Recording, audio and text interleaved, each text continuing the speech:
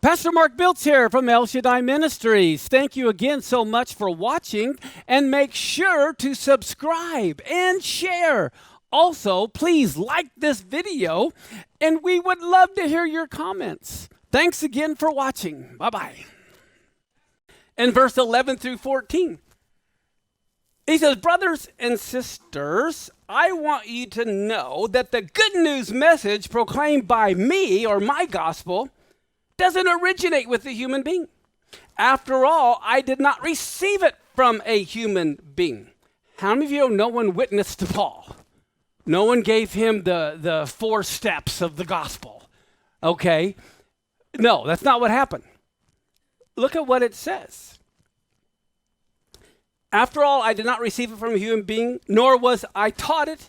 I received it through a revelation of Yeshua, the Anointed One.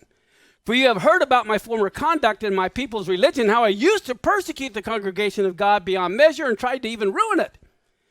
But look at this. He says, I was advancing in Judaism beyond many of my contemporaries among my colleagues. What he's saying is, like, I'm in my 20s and I'm already a part of the Sanhedrin. I am so smart and so educated, and I know so much about Judaism. They've appointed me in the Sanhedrin far beyond the rest of my peers who are my age. And look at this. He says, feeling extreme zeal for my what? Ancestral traditions. You know what that is? The oral law.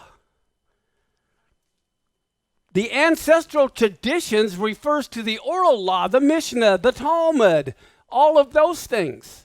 So in other words, that's why he was being promoted, because not only did he know Torah, he knew all about the oral Torah that they believe also was handed down. That's important. As a matter of fact, listen to this. In Philippians chapter 3, verse 4 through 6, we need to tie all this in to understand Paul and Galatians. He says, though I myself have reason for confidence in the flesh also, if anyone else thinks he has reason for confidence in the flesh, I have even more. I was circumcised the 8th day of the people of Israel, of the tribe of Benjamin, a Hebrew of Hebrews, also concerning the law, a what? Do you know the difference between the Pharisees and the Sadducees? Most people know the Sadducees didn't believe in the resurrection. The Pharisees did believe in the resurrection. The Sadducees never followed oral law, but the Pharisees followed oral law. Okay, so here he's saying, look, I am a Pharisee of Pharisees. I know the oral law. And he says, as to zeal, a persecutor of the church, as to righteousness under the law, blameless as far as he was concerned. Okay, now, do you remember, how did he learn, it says, of the gospel? How did he hear the good news? A revelation, it says. Well, guess what? Let's go to 2 Corinthians chapter 12, verse 2 through 4. He says, I know a man. He's referring to himself. He's talking, just like John often refers to himself in the third person. Here, when he says, I know a man in Messiah, he's referring to himself, who 14 years ago was caught up to the third heaven. Whether in the body or out of the body, I don't know, God knows. And I know that this man was caught up into paradise. Whether in the body or out of the body, I don't know, God knows. And he heard things that cannot be told, which man may not utter. He's referring to himself here. He got this revelation directly from Yeshua. And so we go back to Galatians chapter 1, verse 15 through 20. It says, when he pleased God, who separated me from my mother's womb. This sounds a lot like Jeremiah, if you read the book of Jeremiah. And he called me by his grace to reveal his son in me, I might preach him among who? He's talking about the non-Jews. Most of the disciples in the apostles' gospel was to the Jews from every nation. Paul gets the revelation, it's also to the heathen. It's to the non-Jews from every nation as well. That was his gospel.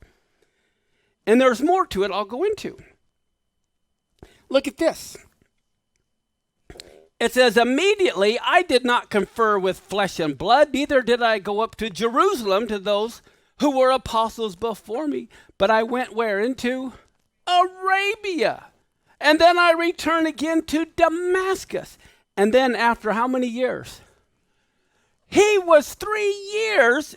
Then he says, I go up to Jerusalem to see Peter, and I abode with him for a couple of weeks. But other of the apostles, I didn't see any except who? James, the Lord's brother. And now the things which I write unto you, behold, before God, I'm not lying. Paul never even met one of the apostles for over 3 years. And then when he did, he only met Peter and James. And then he takes off and he doesn't meet any of the others until maybe 14 years later, after he does his missionary journeys. Pastor Mark Biltz here from El Shaddai Ministries. Thank you again so much for watching, and make sure to subscribe and share. Also, please like this video, and we would love to hear your comments. Thanks again for watching. Bye-bye.